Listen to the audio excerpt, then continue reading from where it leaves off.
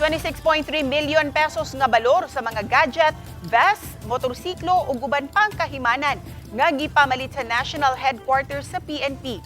Kag buntag gipakita ang pipila sa 222 units sa mga desktop, 8 ka units sa mga tablets, 225 units sa waistcoat vest.